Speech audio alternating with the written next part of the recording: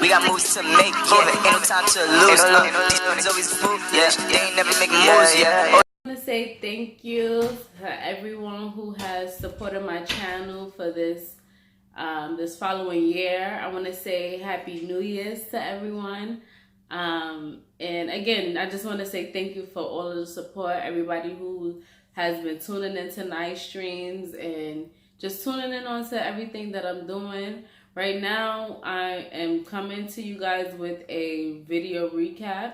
What I'm going to do going forward is every week just do a recap of, you know, everything that has happened that I posted for the week, and just basically give my opinion on everything and give like my strong review on whatever topics that's going on and how I feel about it. I know, you know, I did a poll. I don't know if you guys have seen in the community that I made a poll and I asked if you guys wanted me to do more videos with commentary and things like that, and I got a lot of yes.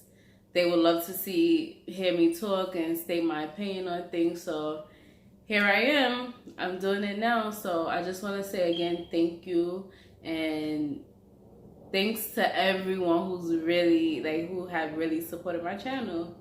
So we just gonna get into some mix. I'm doing a recap. I want to just go over. I posted a few videos, and one of the videos was with R. Kelly on him, but Lifetime is supposed to be doing a 3-part series on him, and it has been like a lot of drama behind it, and some of the victims that have like spoken out, they were saying that time did a viewing party with all the victims, everyone came out, and while they were in the release party, basically something happened. I think they got a phone call for a gun threat, so everyone had to evacuate the place where they were doing the screening for the 3-part series.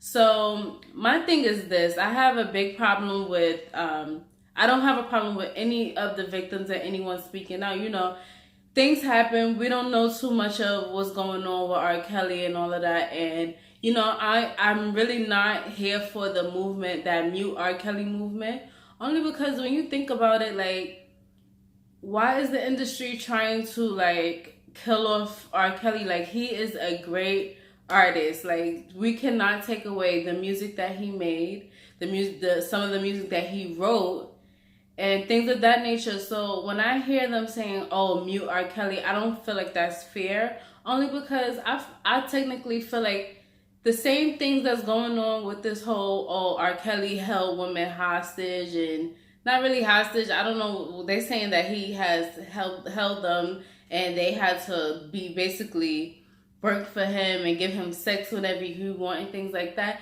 I just feel like whatever R. Kelly was trying to do, basically he was being the black Hugh Hefner, if that makes any sense. Like, he was just like doing the same thing that he's seen go down and happen in the Playboy Mansion. There are millions and millions of stories of like situations with Hugh Hefner and, you know, people coming out against him and things, and women, like, you know, saying some of the things that happened in the Playboy Mansion. So with that being said, I don't feel like that's fair for anyone to have an issue with what R. Kelly is trying to do. Now, this is just my opinion, and I have a big issue with Andrea Kelly. I feel like if you were, you know, speaking of R. Kelly or whatever, and he hurt you and he did this and he did that, like, there's so many accusations against R. Kelly. I'm trying to figure out, why are you still holding on to his last name? Like, when you came on Hollywood Exes, she could have came as just, oh, I'm such as Andrea, whatever her maiden name is. I am Andrea such and such, R. Kelly's ex-wife.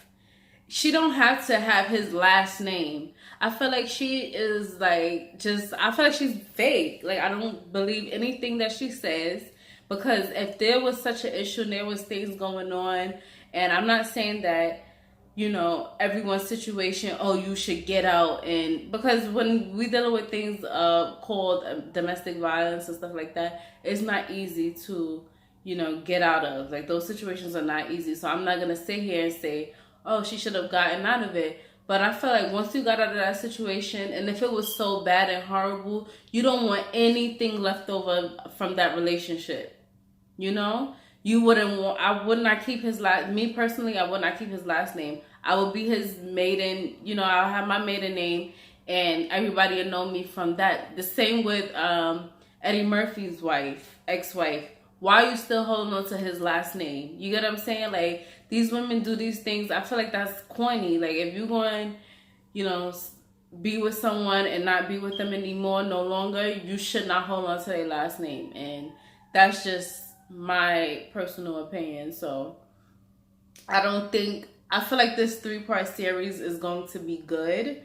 You know, I would love to hear what everybody have to say about Kelly was as a husband, you know, some of the rules that he had. And I think that what a lot of people got confused with R. Kelly was that they will come into wherever he is and working with him and being around him 24/7, this is their way to, you know, get into the music industry. So I felt like it was always a motive behind what these girls were trying to do. And once they realized that this wasn't the case for R. Kelly, they kind of felt some type of way. We don't know what the contract agreements were. We don't know if he was just telling them come through to have a good time, you know, and I know some of the girls were young, you know, we're not bypassing that part. But with that being said, I felt like, you know, everyone felt like this whole being with R. Kelly 24/7 was their meal ticket into fame. So this 3-part series is going to be very, very interesting. They're going to pick apart a lot of different things. But again, like I said, you know, I feel like Andrea Kelly is like really fake. I feel like she's only using R. Kelly and his whole situation for her to sell books and to make money and use all of this as a cash cow. Now, you are entitled, you know, you can do that. That's fine. But when you're holding on to someone's last name, I have a big problem with that. I feel like you're not genuine about any of the things that you went through or whatever. You know, you just out here using this man name for fame, but not realizing that, you know, you don't look too clean. You know, your whole situation is not squeaky clean. Because if you didn't care about fame and, you know, you just wanted to get your story out, you wouldn't hold on to his last name. If you came on Hollywood Exes, like I said, you would come as, I'm Andrea such and such. Not, oh, I'm Andrea Kelly, R. Kelly ex-wife. Because we know who everyone is. Like, you know, if you kept being consistent with whatever it is that you were trying to do, and then we will know exactly who you are. You don't necessarily have to have someone's last name in order to get further in the industry and, you know, get your story out. So, again, I'm very interested in hearing what all the women have to say. But I really, I'm not being a victim blamer, but I don't believe any of this because, you know, it just don't seem right. And again, like I said, I feel like R. Kelly was only just trying to be like the Black Hugh Hefner and, you know, have a lot of women and, you know, just have women around him and enjoy the companies of women versus whatever it is that they're saying that happened. So, I don't know. I don't believe it. But, you know, so again, if you guys want to see the 3-part series, just make your donations from the Cash App. It will be in my description bar. Make your donations to the Cash App and specify exactly what it is that this donation is going towards so I can stream it for you guys.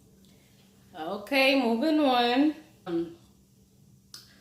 I just want to say again, thank you to everybody who's like, you know, just supported this channel for the last year and, you know, really helped me out. And I want to thank everybody who answered my poll as well.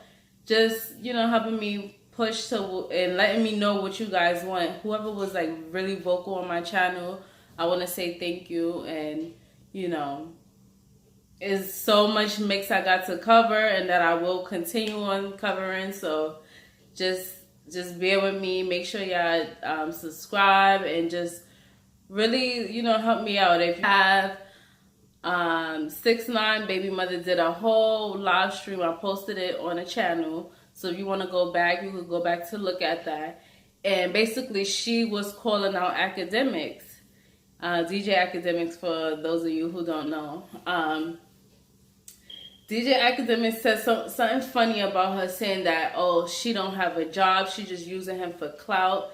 And she basically clarified everything, but she did drag DJ Academics. And, some of the stuff she was saying, like, I really believed her. She was saying how before the fame, there was so much things that she did to help him out, and the way it seems as if he's like repaying her or whatever, I feel like it's mad fucked up. I feel like everything that 6ix9ine is going through right now is like it's his karma, basically, because like when you get on, you don't be fake, you don't move fake and switch sides. Like, I find that like very funny. Like, she was just basically saying like how he didn't take care of them, like, before he got famous or whatever. So when he got money, he just started, like, things started changing for them. So, of course he brought her she said that he brought her a new set of teeth.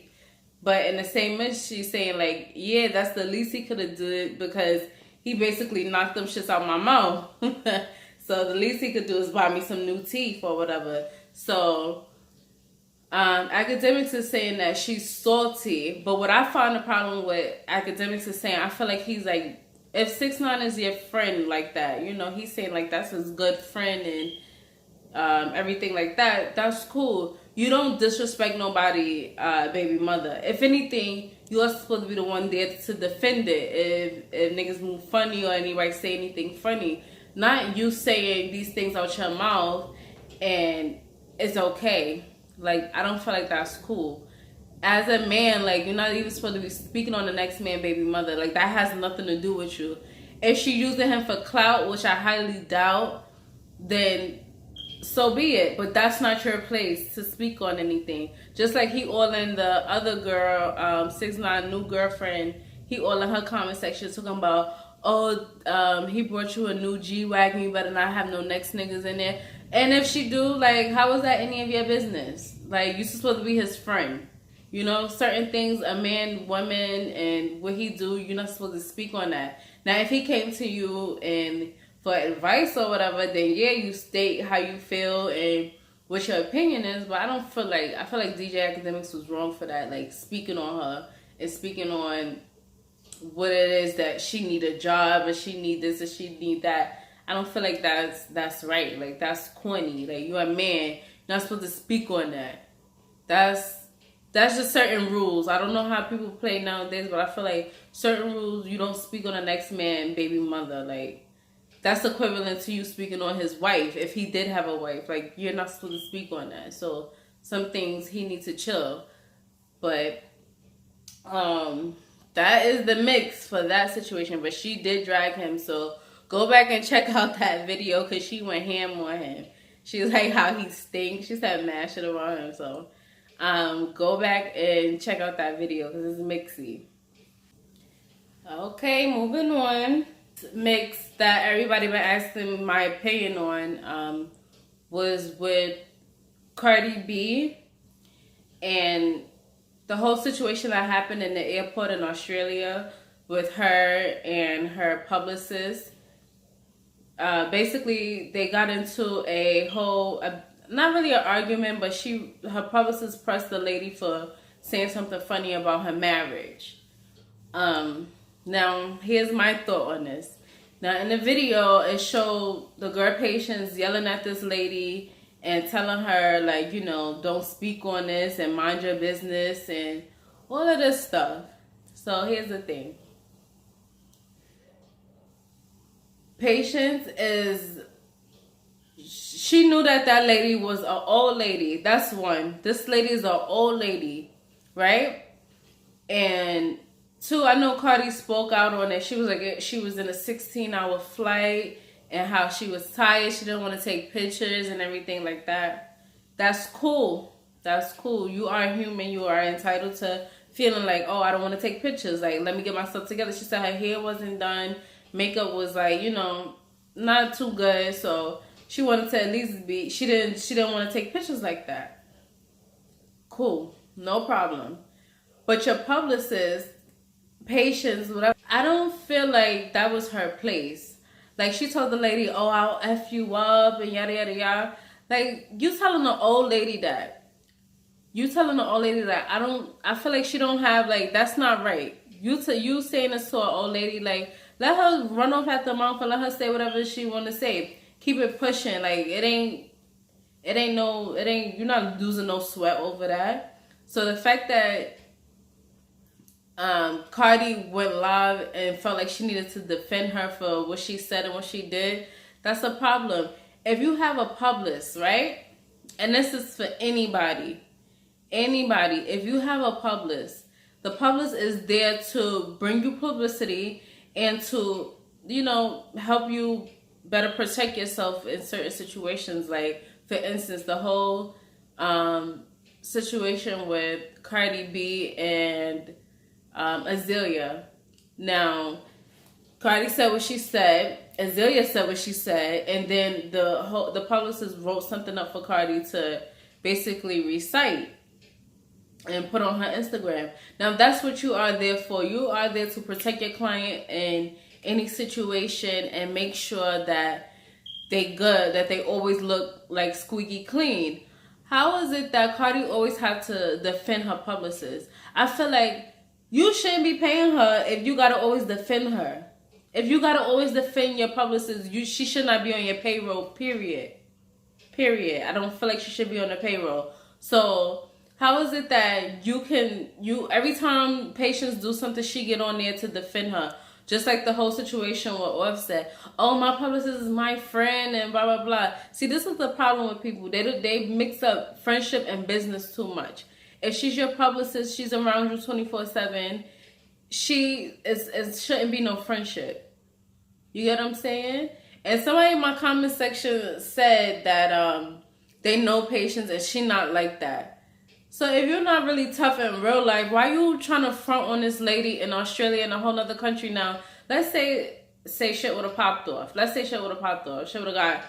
have got it rocking. She would have got it rocking with this lady. Now, things pop off with this lady. You're in Australia. Your whole job is to protect Cardi. Y'all all get booked. Y'all all get locked up. Then what? She done lost the bag for the show that she had to do. And everything, like, it does not make sense. I don't feel like that's fair. And everybody like, oh, she's still professionalism go out the window. First of all, she said something about your husband. She didn't touch none of y'all.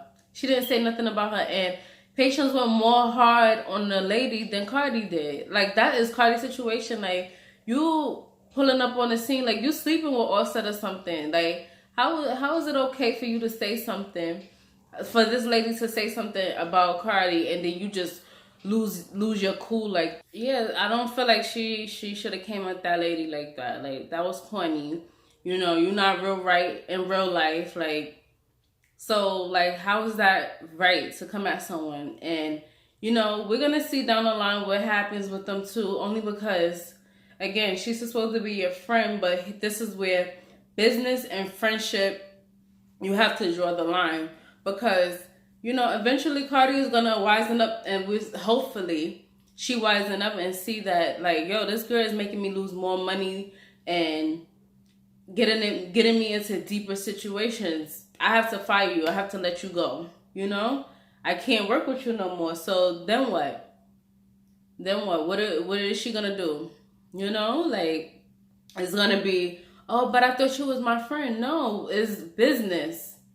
It's business. Like, I can't have you a part of my team if you're more hot-headed than I am. Like, that does not work out. That doesn't make sense.